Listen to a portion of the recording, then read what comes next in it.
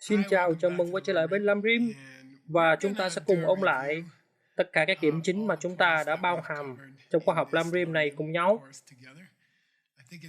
Tôi nghĩ đó là khóa 37, Tim hay 38? 37 tôi đoán thế, dù sao thì nó cũng đại loại như vậy. Chúng ta sẽ đi qua, tôi đã chọn ra có khoảng 80 ý tưởng tuyệt vời mà chúng ta có những hình ảnh cho chúng. Và tôi đã chọn ra 16 bức ảnh. Mục đích của việc lựa chọn những bức ảnh này là để làm cho nó dễ dàng cho tất cả chúng ta để ôn lại các ý tưởng lớn mà chúng ta đã học qua. Nó giống như một bài thiền, vì vậy nếu các bạn sẽ thực hành thiền trong cả khóa học này, các bạn có thể đi qua những bức ảnh này từng cái một. Các bạn có thể tự mình thử nghiệm và nó cũng khá vui đấy. Tôi hoàn tất việc viết khóa học rồi. Tôi đi qua những bức ảnh này và thành thật mà nói, tôi không thể nhớ từng bức ảnh đó là gì. Có lẽ là 90% và sau đó một vài bức trong số chúng tôi không nhớ vì sao tôi lại chọn bức ảnh đó. Sau đó tôi nhắc nhở bản thân và rồi tôi sẽ không quên nó. Vậy nên tôi nghĩ rằng đó là một cách tuyệt vời để thiền trên những điểm chính của toàn bộ khóa học này. Chúng ta hãy tự kiểm tra. Hãy nhìn vào 16 bức ảnh quan trọng nhất. Bạn bè của tôi trong căn phòng này sẽ phải nói cho tôi biết bức ảnh nói về điều gì. Đó là một kỹ thuật giảng dạy tuyệt vời, là làm cho bạn bè của bạn phải xấu hổ. Và sau đó họ sẽ không bao giờ quên rằng họ đã tự làm chính họ xấu hổ ở trước mặt rất nhiều người. Đây là lý do tại sao chúng tôi tranh luận trong tu viện. Những cuộc tranh luận mà tôi đã thua, tôi nhớ rõ lắm. Những cuộc tranh luận mà tôi đã thắng, tôi không thể nhớ. Thôi được, chúng ta bắt đầu nào. Bức ảnh đầu tiên. Các bạn có nhớ không? Tôi sẽ cho các bạn một gợi ý. Điều này đã phải liên quan đến virus. Có ai biết không? Gửi virus đến giữa mặt trời. Tốt lắm, gửi virus đến giữa mặt trời, tôi không nhớ sự khác biệt về nhiệt độ. Nhưng điều đó thật tuyệt vời, thật đáng kinh ngạc. Nhiệt độ là không thể tin được ở giữa mặt trời. Ý tưởng này chính là Bồ Đề Tâm đó, hoặc tầm nhìn của Bồ Tát nhảy từ hành tinh này đến hành tinh khác, hàng tỷ hành tinh trong một vài giây, và gặp mỗi người ở đó và chăm sóc từng người ở đó. Việc quyết định chăm sóc mỗi người ở đó, điều đó rất mạnh mẽ, mà một cái gì đó như là COVID sẽ không thể chống lại nó. Nếu bất kỳ nhóm nào trên thế giới làm một nghiên cứu nghiêm túc nào đó về Bồ Đề Tâm, chúng ta có thể dễ dàng làm tiêu tan virus. Nó giống như gửi nó đến giữa mặt trời. Đó là bức ảnh đầu tiên tôi muốn các bạn nhớ, là sức mạnh của quyết định này để chăm sóc tất cả mọi người trong vũ trụ. Được rồi, bức ảnh thứ hai, anh Bachi. Các bạn có nhớ Laktil Diu Dam này không? Laktil, nó có nghĩa là gì? Đúng vậy. Tên của cuốn sách này là một món quà của sự giải thoát. Ấn mạnh vào lòng bàn tay của các bạn. Nhưng có một lòng bàn tay khác trong kinh điển. Nó có nghĩa là giữ một cái gì đó như là sự thực hành chính yếu của các bạn. Đây là sự thực hành chính của tôi. Một ai đó nói rằng hiện nay bạn đang làm gì? Tôi đang thực hiện sự thực hành số 1 của tôi. Đó là gì? Tôi đang cố gắng để có được tầm nhìn của một vị Bồ Tát.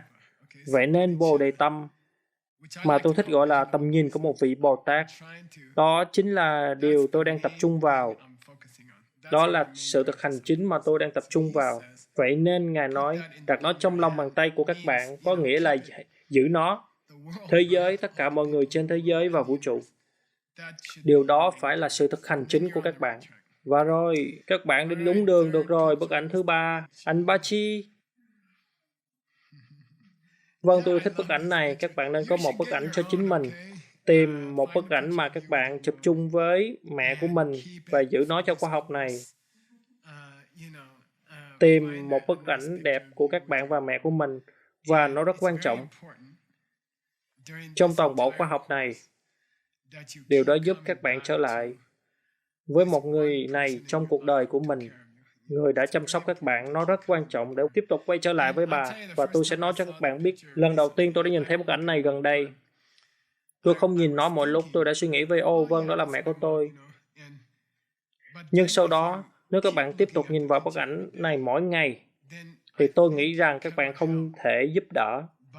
Nhưng quay trở lại và nhận biết rõ bao nhiêu khó khăn và tình yêu thương mà bà đã bỏ vào việc chăm sóc cho các bạn. Mẹ của tôi đã có rất nhiều khó khăn. 4 người con trai, không có chồng và rất rất khó khăn. Vậy nên tôi nghĩ đó có thể là bức ảnh quan trọng nhất đối với 7 bước thực hành này cho việc đạt được trạng thái tâm của một vị Bồ Tát là lưu giữ một hình ảnh của mẹ các bạn sát bên và nghĩ về nó thật nhiều trong suốt khóa học này. Và các bạn sẽ không bao giờ quên rằng mục tiêu của khóa học này là để nhận biết rõ rằng mỗi cá nhân xung quanh các bạn đã làm điều tương tự cho các bạn. Được rồi, bức ảnh tiếp theo.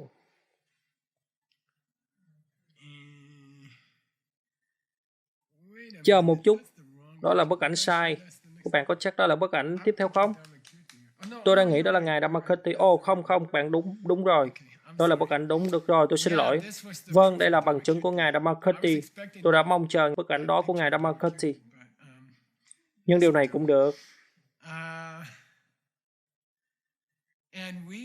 Chúng tôi đã đi một đường vòng bởi vì ngài Pakumba Rinpoche đã trích dẫn ngài Dharmakirti và tôi nghĩ rằng ngài đã muốn chúng ta đi đường vòng bởi vì ngài đã cắt ngang giữa chừng đoạn trích dẫn. Khi nó bị chia đôi, trích dẫn có nghĩa là ngược lại với ý nghĩa của nó. Vì vậy, có một chữ không tại chỗ kết thúc mà ngài ngưng. Và như vậy, nó không phải là trường hợp mà Quang Phúc, sự rõ ràng của các giác quan của đứa trẻ, sự sống của đứa trẻ, và Yepechen, tính cách. Paul đã đưa tôi từ này, tính cách độc đáo của Maitri, của đứa bé này. Cậu bé có tính cách riêng của mình, và có thể cặp song sinh được sinh ra cùng một lúc. Các nhà tâm lý học gặp rắc rối với điều đó, bởi vì họ muốn nói mẹ của chúng đã ăn một ly sữa lắc. Mẹ của chúng đã ăn một món chili relleno rất cay ở tháng thứ 3 và đó là lý do khiến đứa bé rất hung dữ. Nhưng họ có vấn đề với nhiều cặp song sinh. Sau đó họ phải nói món chili relleno đã đi đến một bé song sinh, nhưng món chili relleno đã không đến một đứa bé song sinh còn lại. Nó thật điên rồ. Vâng, những đứa trẻ bước vào cuộc đời này với một tính cách nhất định và những sức mạnh giác quan của chúng hiển thị sự sống. Chúng có sự sống. Cá tính thì không đến từ làn da của chúng. Tính cách của chúng thì đang không đến từ các chất hóa học, bởi vì nếu nó đã đang đến từ các chất hóa học thì mỗi khi các bạn đưa các chất hóa học vào trong một cái chai, các bạn phải có Maitri, nhưng các bạn không có. Những gì những đứa trẻ là thì không chỉ là kết quả của các chất hóa học. Tất nhiên nó ảnh hưởng đến những đứa trẻ. Nhưng việc chúng là ai thì đang xuất phát từ một nguyên nhân tương tự trong quá khứ, tâm trí. Có thể chỉ là kết quả của tâm trí. Cái nào đến trước? Con gà hay quả trứng? Đúng. Vâng. Mỗi quả trứng cần một con gà và mỗi con gà cần một quả trứng. Vâng, vì vậy, chỉ cần nếu các bạn có thể đấu tranh để chứng minh rằng các bạn đã nhận thức được 10 phút trước khi cha và mẹ của các bạn có quan hệ tình dục và trứng đã được thụ tinh bởi tinh trùng. Chỉ cần nếu các bạn có thể buộc tâm trí của các bạn quay trở về 10 phút từ khoảnh khắc đó, các bạn phải nói các bạn đã nhận thức được. Một cái gì đó đã nhận thức được. Một cái gì đó đã nhận thức. Các bạn phải nói, nếu các bạn có thể đẩy lùi 10 phút, thì tất cả mọi người đều đã từng là mẹ của các bạn. Thì nó hoàn toàn hợp lý. Thì các bạn đã bị mắc bẫy rồi. Chiếu tướng. Các bạn đã sống 10 phút trước phải không? Vâng, được rồi, vậy thì tất cả mọi người đã từng là mẹ của các bạn. Bằng chứng. Nó không cần phải là một thiên tài. Được rồi, bức ảnh tiếp theo. Các bạn có nhớ bức ảnh này không? Nó đã nhấn mạnh vào vị trí. Các bạn có nhớ không?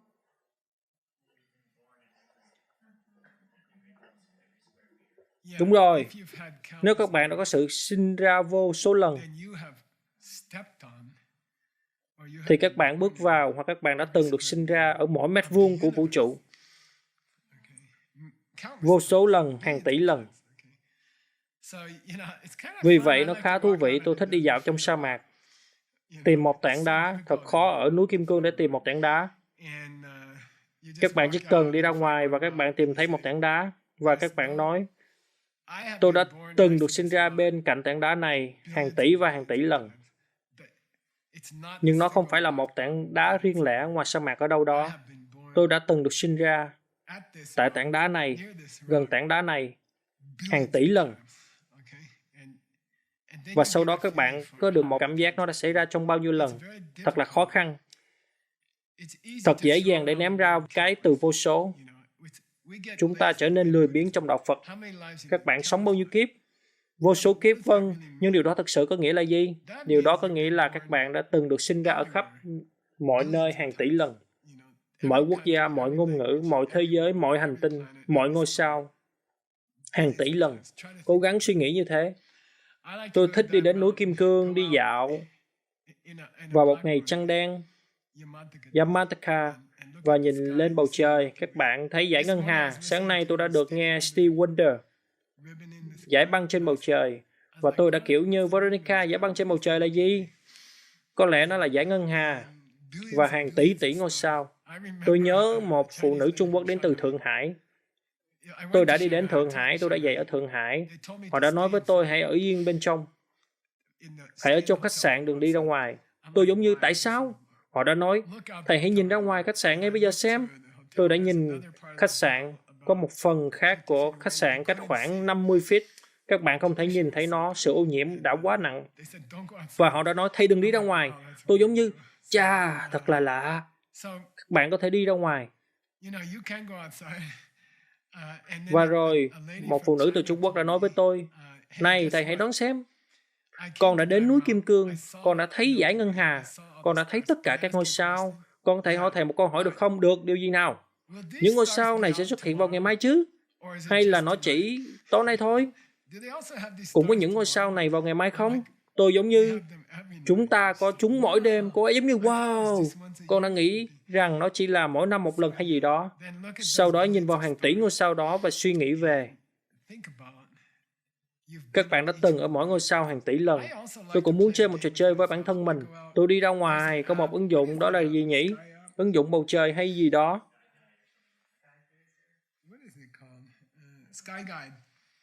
Nó được gọi là gì? Sky Guide. Hãy tải vào điện thoại của các bạn, nó rất tuyệt vời. Và nó sẽ cho các bạn biết tên của vì sao là gì. Tôi thích chơi với ứng dụng Sky Guide của tôi. Và kiểm tra ngôi sao tiếp theo. Tôi muốn được ở trên đó trong kiếp sống tiếp theo. Tôi nói tôi sẽ đi đâu tiếp. Nó rất thú vị. Được rồi. Không có nơi nào chúng ta chưa từng được sinh ra. Bức ảnh tiếp theo các bạn. Các bạn còn nhớ câu chuyện này là gì không? Thôi nào. Tôi sẽ cho các bạn một gợi ý có liên quan đến một con sói. Câu chuyện của một người phụ nữ đau khổ. Hoa sen xanh. Utpala Varman. Hoa sen màu xanh.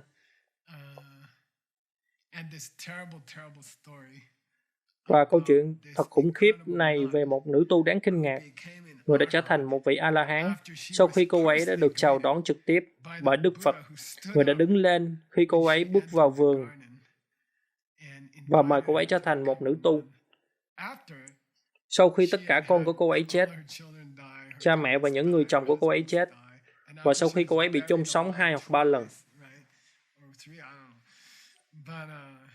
Mục đích của câu chuyện là gì?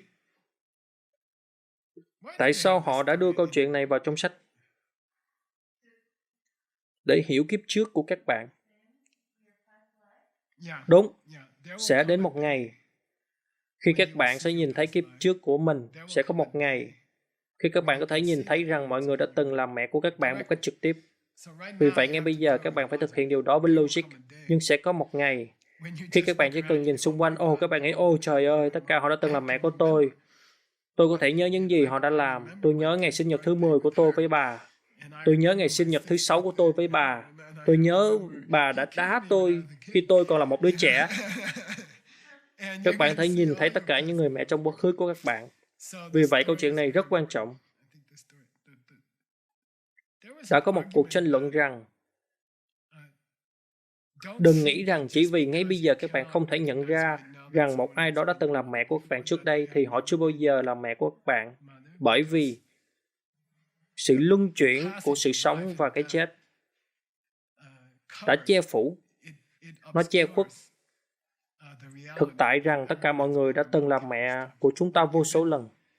Các bạn đã chết rất nhiều lần. Các bạn đã lãng quên điều đó. Bức ảnh tiếp theo. Cái này khó. Nếu các bạn muốn thắng được $50, các bạn phải liên hệ nó với một mảnh quần áo khác. Nó đã liên hệ đến cái khăn choàng của tu sĩ. Đúng tuyệt vời. Nó đã liên hệ đến cái khăn của choàng của tu sĩ. Và ngày 303 đã tạo ra một cuộc tranh luận. Khăn choàng bẩn phải không? Chỉ bởi vì cái khăn choàng của tôi có những cái lỗ trong đó. Không chứng minh là cái đó từ đầu nó không phải là cái khăn choàng lành lặn. Đúng, cái đó nó không phải là chính cái khăn choàng mà tôi đã mua trong chợ hồi năm ngoái. Đúng, nó nhìn hơi khác, nó hơi tệ, đẩy khoát. Trong tiếng Anh chúng ta có thành ngữ này, quá tệ để khác. Nó có nghĩa là nhìn đây, đúng khăn choàng của tôi trông giống như nó đã bị đánh hơn 100 lần. Nó là một cách so sánh buồn cười. Vâng, các bạn sẽ chạy đến những người mà trông như họ đã bị đánh sống chết trên 100 lần nhưng họ vẫn là người mẹ mới xinh đẹp của các bạn. Họ không khác gì với người mẹ mới xinh đẹp trong bức ảnh của Geshe-la khi thầy còn là một đứa trẻ. Chỉ bởi vì cái khăn choàng tu sĩ của tôi có những cái lỗ trong đó, không chứng minh được nó không phải là chính cái khăn choàng mà tôi đã mua ở chợ hồi năm ngoái. Chỉ bởi vì người mẹ là những chúng hữu tình xung quanh các bạn, nhìn có một chút hao mòn, không có nghĩa là họ đã không phải là người mẹ mới đó, người mà đã sinh ra các bạn trong kiếp trước. Đó là cùng một người mẹ, chỉ là có những cái lỗ trên đó. Nhưng chỉ bởi vì nó có những cái lỗ không có nghĩa là đó không phải là cùng một người mẹ. Bức ảnh tiếp theo, bức ảnh này là gì? Sự kiện gì? Nó là một điệu múa của người Việt Nam trong khóa Lam Rim. Đúng rồi. Đó là khóa tu Lam Rim ở Bali năm 2019. Tại sao chúng ta đang chiếu nó lên đây?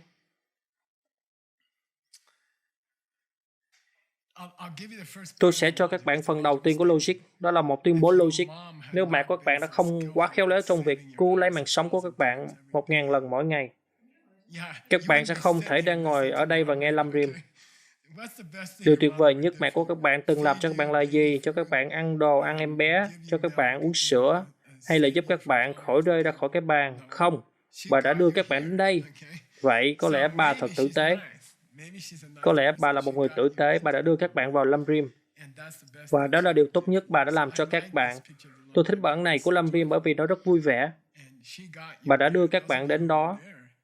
Những ai trong các bạn đã ở đó đã làm khoảnh khắc đẹp khi xem tất cả bạn bè của chúng ta biểu diễn các điệu múa truyền thống của họ từ nhiều quốc gia. Và mẹ của các bạn đã đưa các bạn đến đây. Đó là điều tuyệt vời nhất bà từng làm. Bức ảnh tiếp theo. Bây giờ bức ảnh tiếp theo, một ai đó phải kể cho tôi nghe toàn bộ câu chuyện. Tôi không muốn kể chuyện, ai sẽ làm việc đó bà Chi. Nói lớn lên để mọi người có thể nghe thấy. Đây là một câu chuyện về những đứa trẻ người Mông Cổ, không có cha mẹ, những đứa trẻ hoang dã. Đừng cho là lẽ đương nhiên và chúng sống trong cái cống. Nếu mẹ của các bạn đã không làm việc chăm chỉ,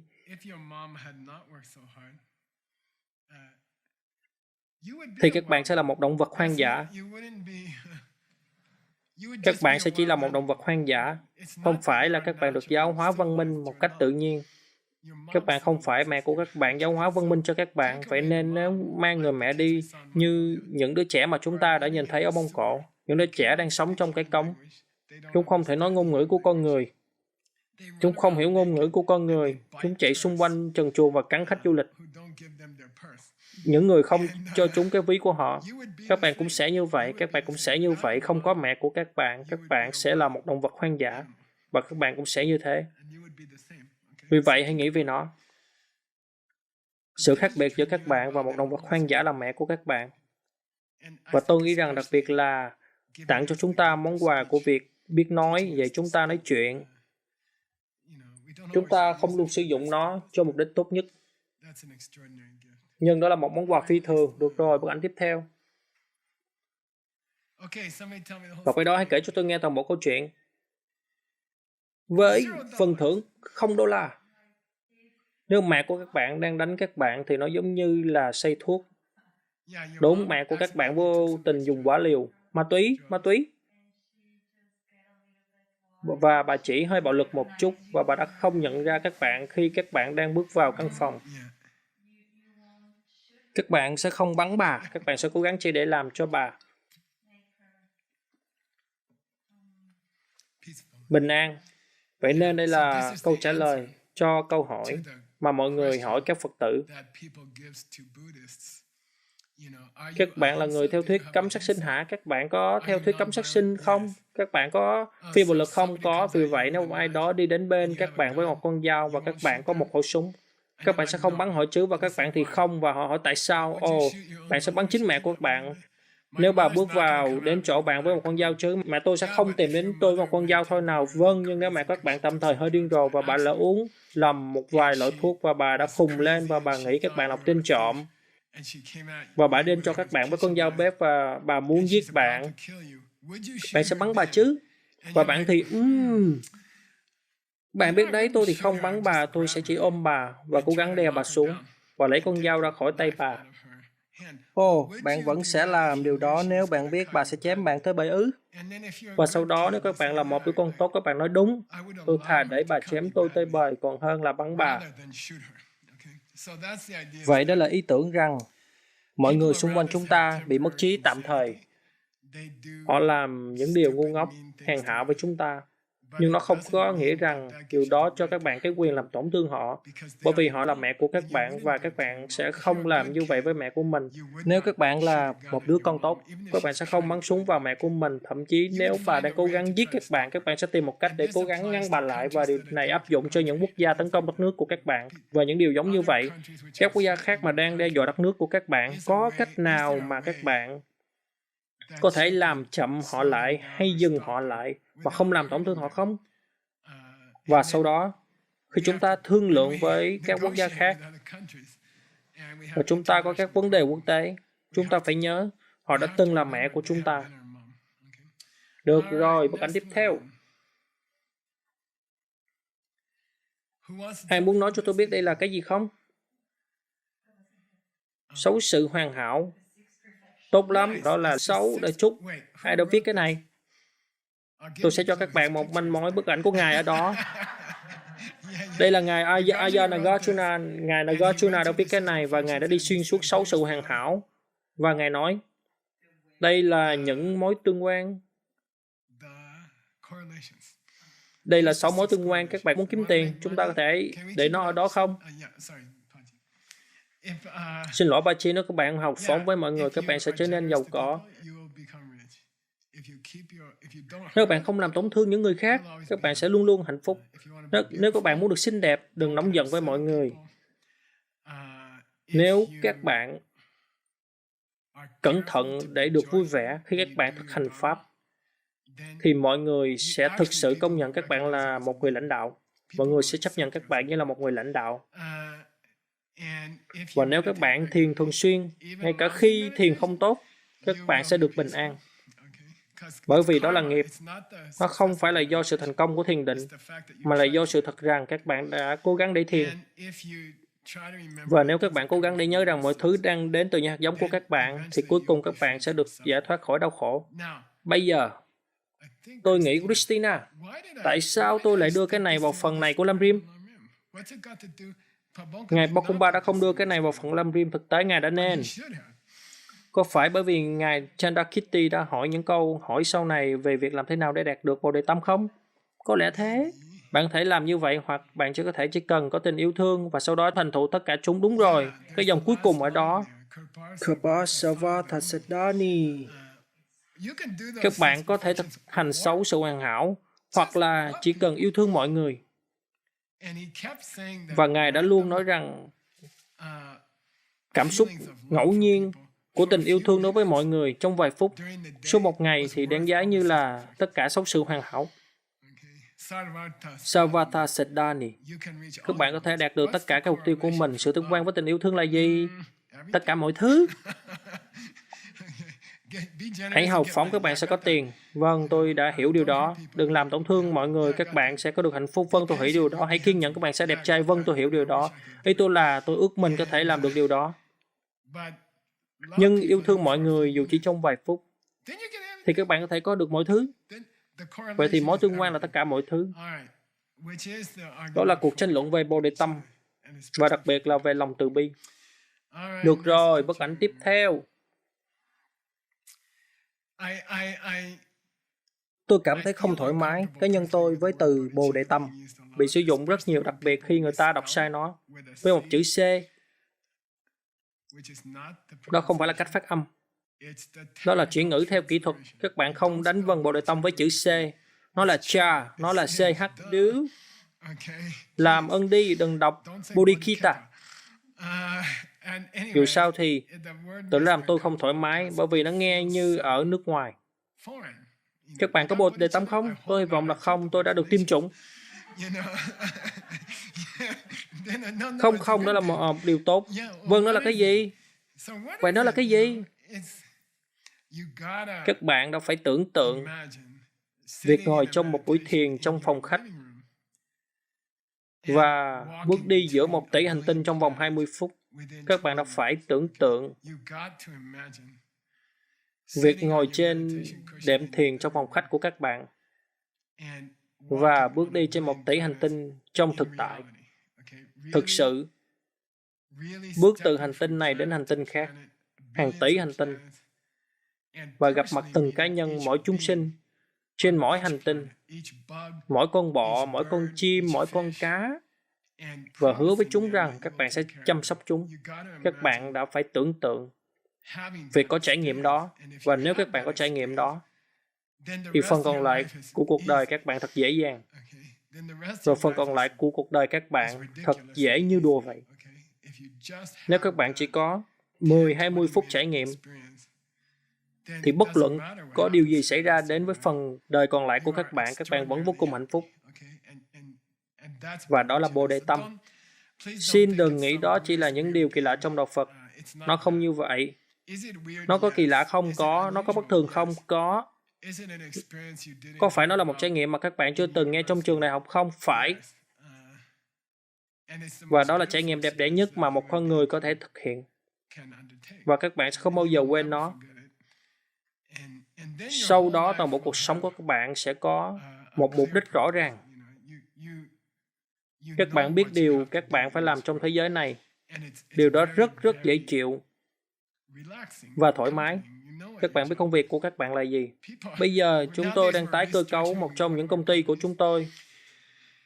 Và mọi người kiểu như, công việc của con là gì? Công việc của con là gì? Tôi nói đừng lo, tôi sẽ ghi ra công việc cho các bạn. Và một khi các bạn viết công việc lên một mảnh giấy và trao nó cho họ, và nói rằng đây là công việc của các bạn, và họ nói đây, và họ sẽ kiểu như, cuối buổi phỏng vấn tôi nói đây là danh thiếp của bạn. Và họ kiểu như, con có một chức danh.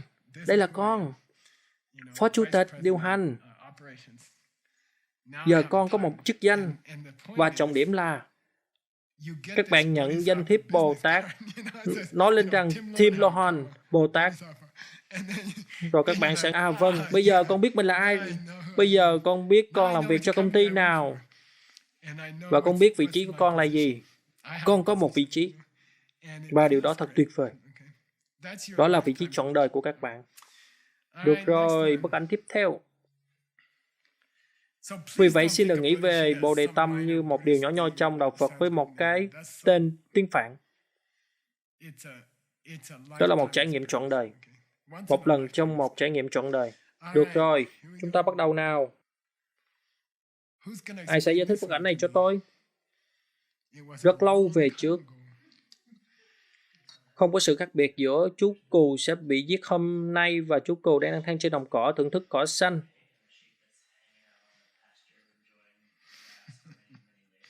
Đúng vậy, tốt. Tất cả chúng đều có cùng một kết cục và cũng giống như ở đây tại quán cà phê cây đào, những người đang tự tận hưởng, họ đang thưởng thức một bữa ăn. Nhưng vào cuối ngày, tất cả chúng ta đều hướng đến cùng một nơi. Chúng ta đều ở trên cùng một chiếc máy bay. Đúng rồi, tuyệt vời.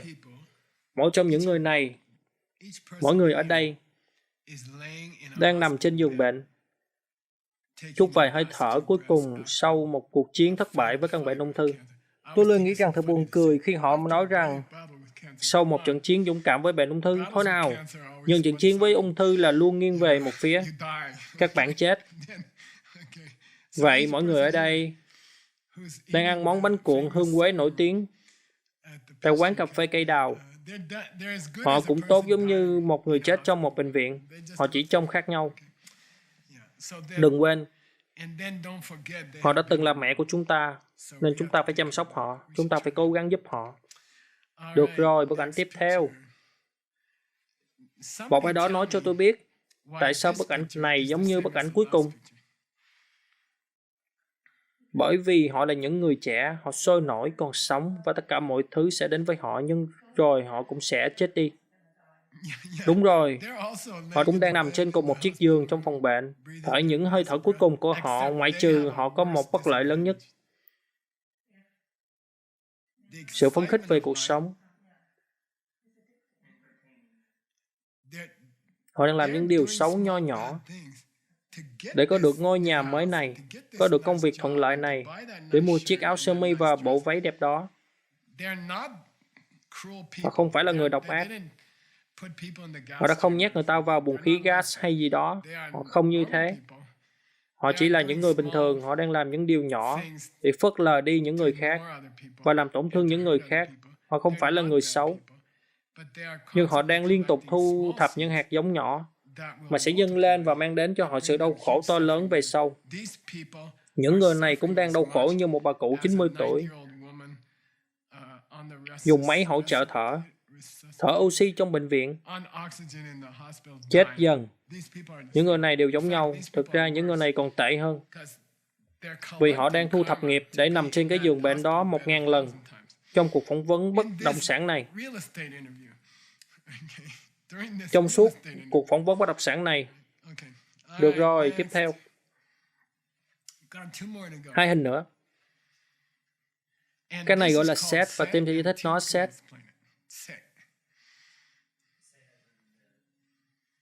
Nói to lên nào. Cô ấy đang ở nhà dùng buổi sáng, nhưng con gái cô bé đang ở trong bệnh viện bị bệnh và cô ấy không thể nghĩ đến bất kỳ điều gì khác ngoại trừ con gái bị bệnh. Vì vậy cô ấy là test, có nghĩa là để đo lường. Cô ấy biết rằng cô ấy có một điều gì đó, nhưng giờ tôi không nhớ ra là cái gì ngay lúc này. Làm sao chúng ta biết khi nào chúng ta đã có được? Làm sao chúng ta biết khi nào chúng ta có tâm từ, tâm bí? Làm sao chúng ta biết? Được rồi, nếu tôi hỏi các bạn, Ngài Ba Bongkhar Rinpoche đã nói điều gì là dấu hiệu rằng các bạn đã đạt được mục tiêu về việc phát triển tâm bi? Trách nhiệm cá nhân. Hoặc ngay cả khi các bạn chỉ nghĩ về nó, đúng vậy, các bạn không thể ngừng nghĩ về nó. Chủ yếu là điều đó, các bạn không thể ngừng suy nghĩ về nó. Như một người mẹ không thể ngừng nghĩ về con gái mình ở trong bệnh viện sau một tai nạn sẽ hơi tồi tệ vào đêm trước. Tôi có một người bạn đã có một ca mổ phổi 1-2 tuần trước.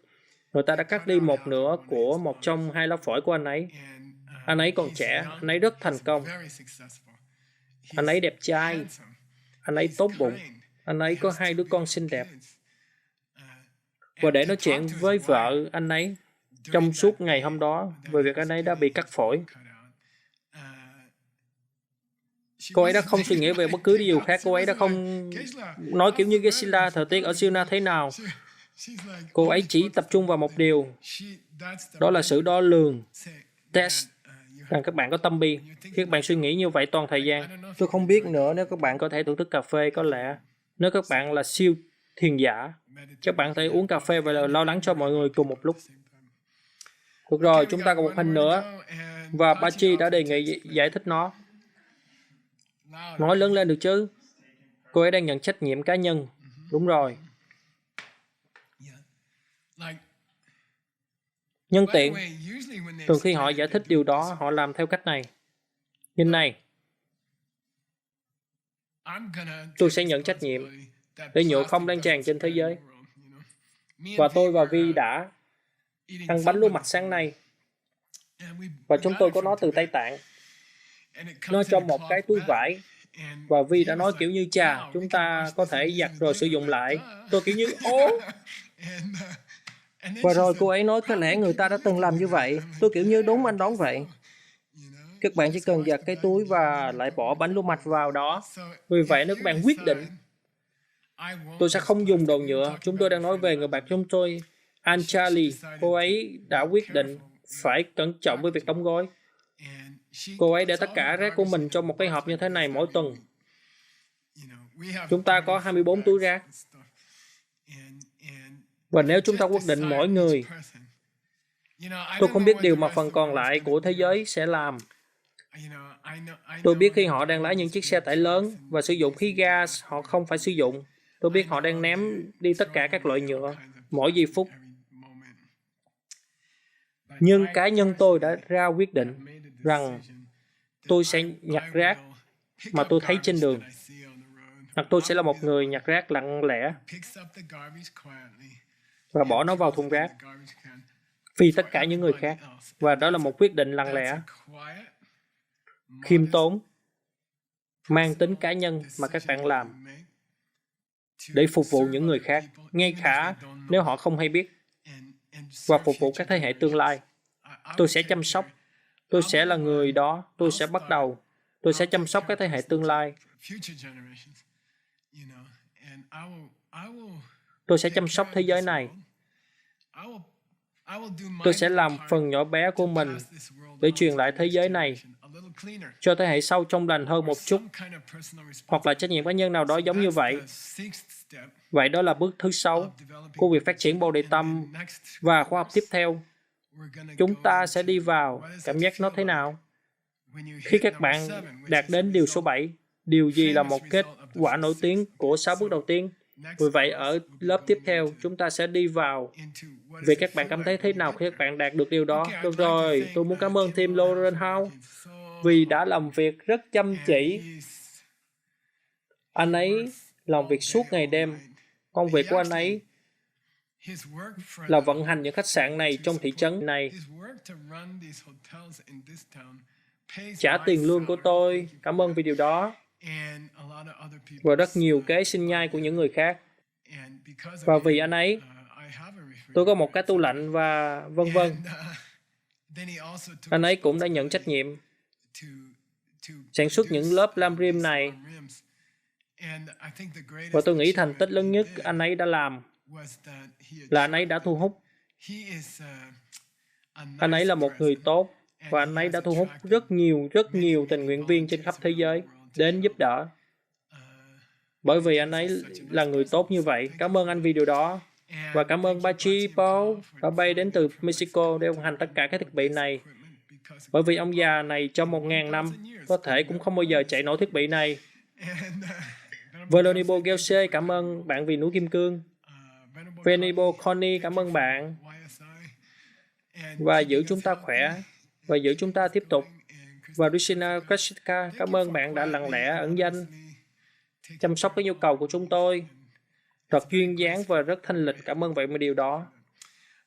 Được rồi, và cảm ơn Venerable Jetme vì lái xe đưa tôi đi vòng quanh để tôi có thể hoàn thành lam rim trong xe hơi. Hẹn gặp các bạn khóa lam rim tiếp theo. Yeah!